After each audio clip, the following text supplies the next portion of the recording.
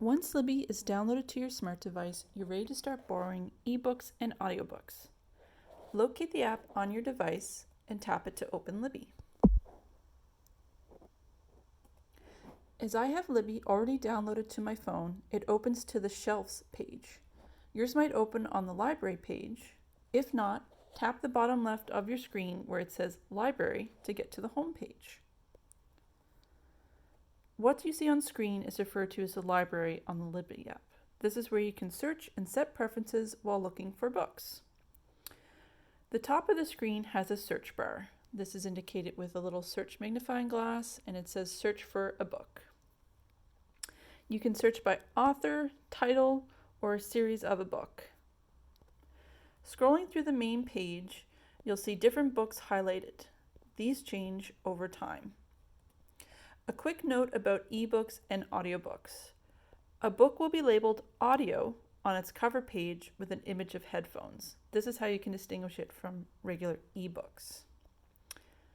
In Preferences, you can see this at the top left of my screen here, you can select your format, audience, language, and more to help narrow your search. You would just tap on any of the white lettering on the right side of the different preferences here. So for example, if I click on format next to any, I can then choose if I want to search for books, audiobooks, language, you can choose different language options, and so on.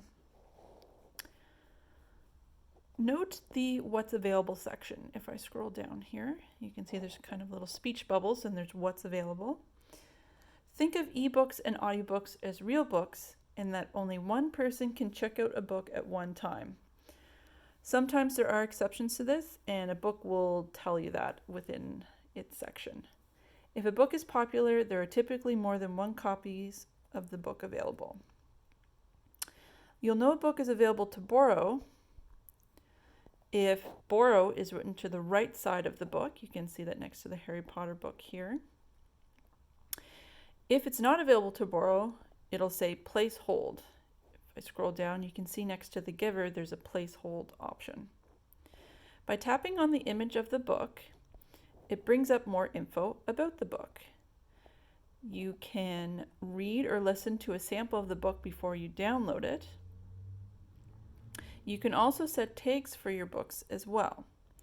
By tapping on that, you can use this to choose if it's a book you want to read, a book you have read, if you liked it, if you didn't. So I'm going to give this one a thumbs up here. It says tag, so I'm going to tap thumbs up. As you scroll down, it will list books in a series if it belongs in one and what number it is in the series.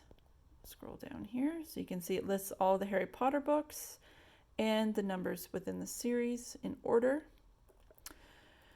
To borrow a book, we'll go back to the top of the screen and tap borrow. At the top it says you are borrowing Harry Potter and the Philosopher's Stone for 21 days.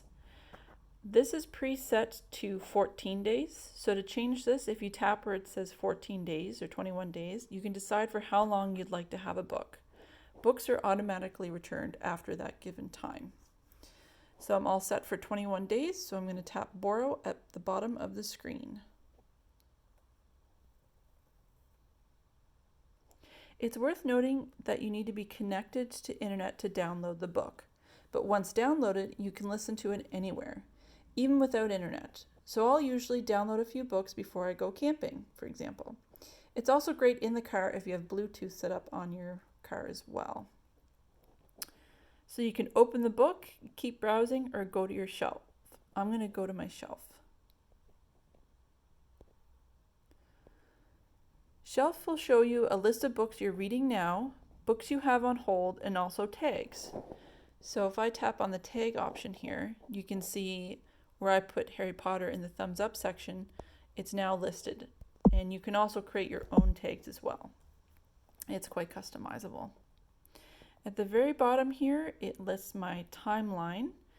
So you can see all the books that you've checked out.